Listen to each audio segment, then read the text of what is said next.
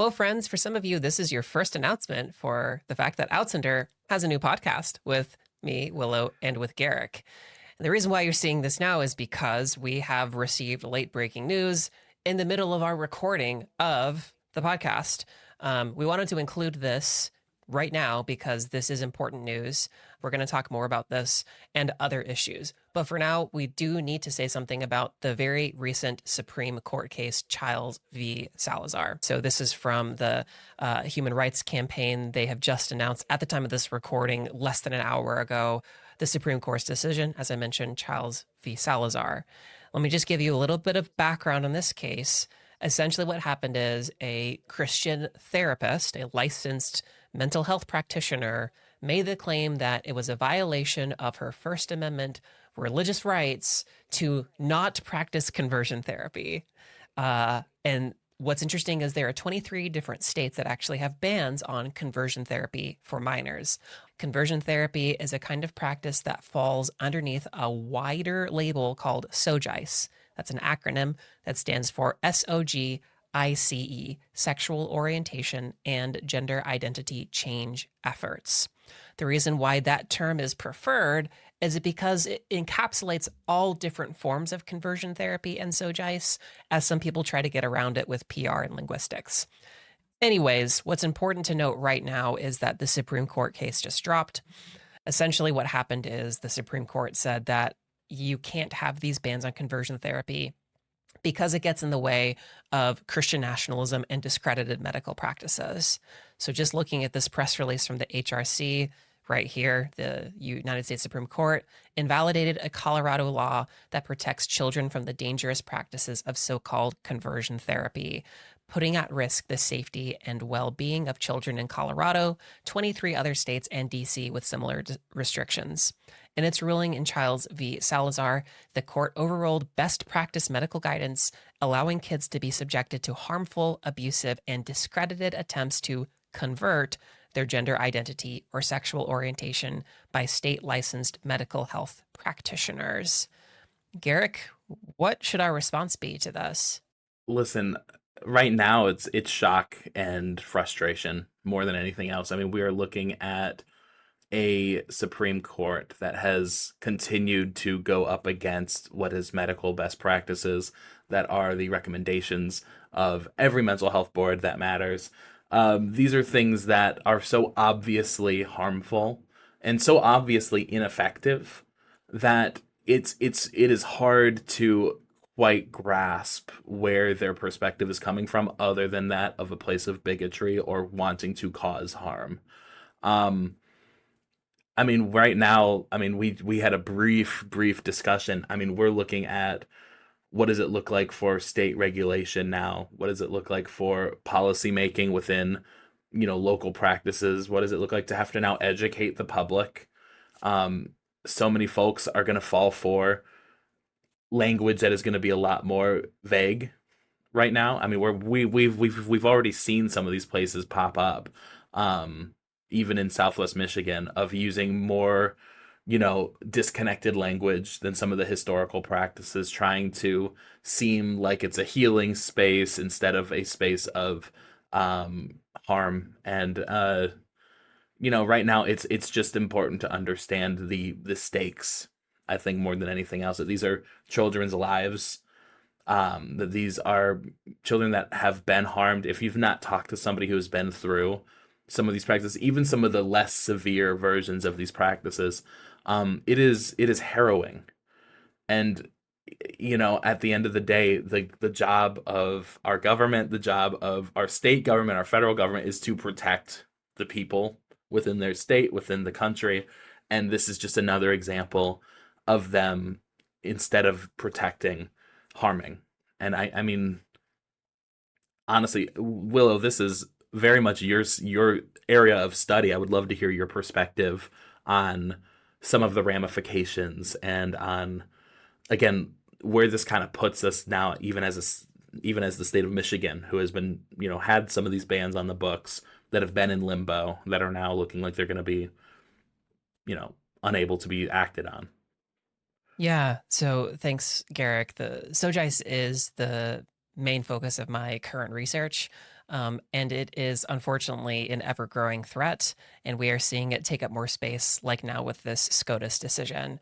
So, SOGICE, for one, doesn't work.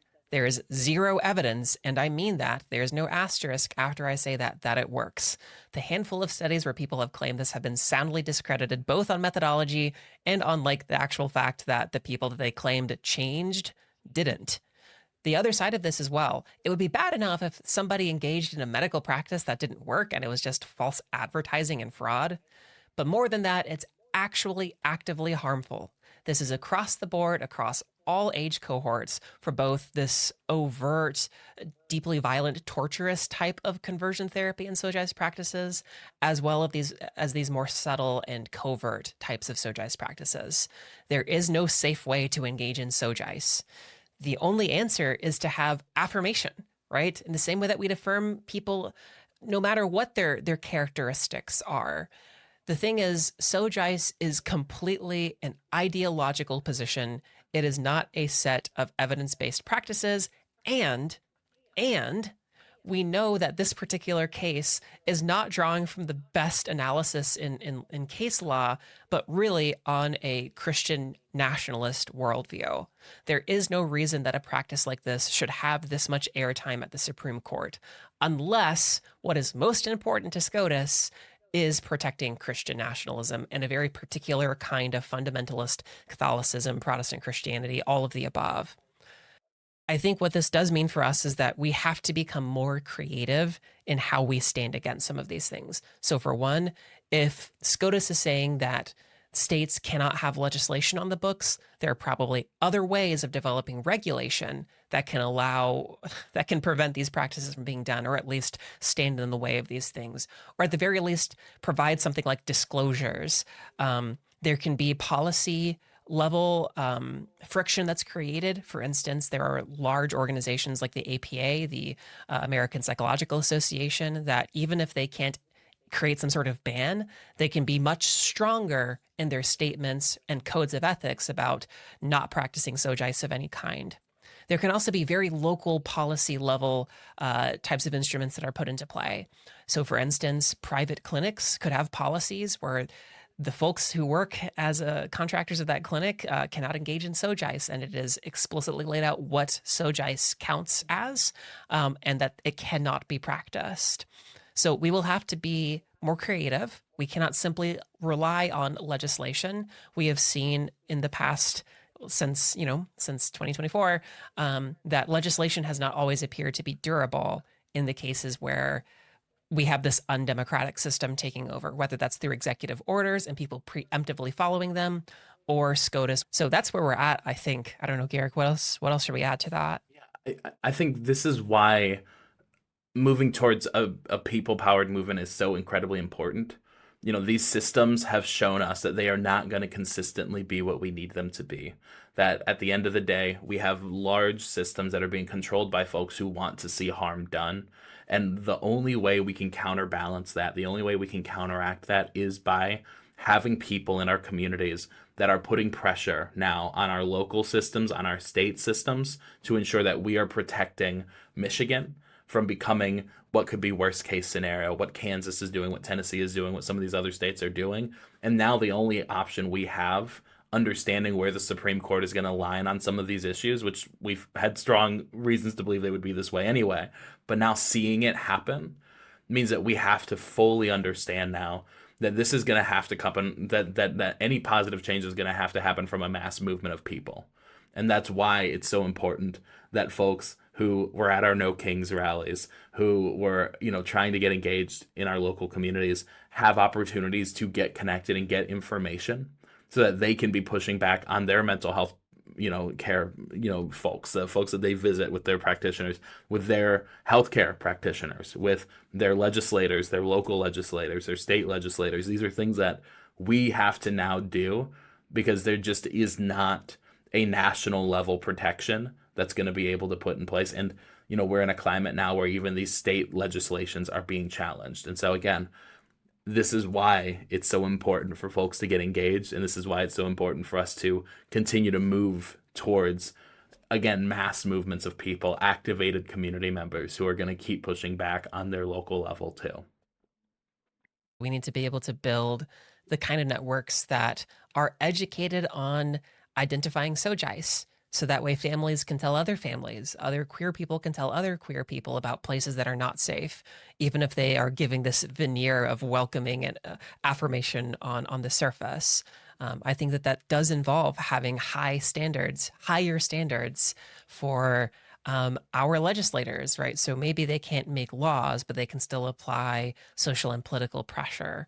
This is just one more element that's been added to this whole cultural shift away from LGBT safety. And really, it is the call, it is the invitation for people to get involved and to do what they can, become an ally, become educated, stand up for things, start going to city commission meetings, start working on local policies, and hold those local lawmakers' feet to the fire. Ask them to create welcoming environments, right? Even if there can't be bans on conversion therapy, can you have Pride Month declared? And again, shift the Overton window away from this extremist political agitation direction. These are all the little things that will start to add up and have this cumulative effect in creating a more welcoming community. Yeah, it's up to us to hold candidates who are portraying themselves as pro equity, pro LGBTQ, pro civil rights. We have to keep those folks accountable. It is a candidate's job in this primary season that we're in right now. It is their job to convince you.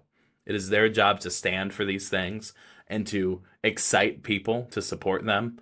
And that's, one of the things that you can do right now. These folks are campaigning. They are going to public events. They are going to party offices. They are, wherever you align on the spectrum, these people are as accessible as they're ever going to be right now. And this is your chance to tell them what you want. This is your chance to confront them when they have not stood for LGBTQ folks.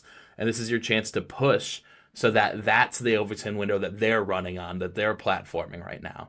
That's the opportunity we have. And that's the opportunity we have in front of us. And again, they're all coming, even to Southwest Michigan, even to our neck of the woods. We're seeing statewide candidates, we're seeing local candidates do events. And this is the chance that you have to really push when they're here listening, when they're trying to win your support. And I think that's one of those important moments that we're in right now, that you can actually start to get answers from folks. Go talk to the AG candidates, talk to your state representative candidates, talk to your federal representative candidates, and ask them what their stances are in public, in front of others. Make them go on the record on these things, because that is so incredibly important and valuable when people are trying to make that decision on who's going to stand for people and who's going to compromise.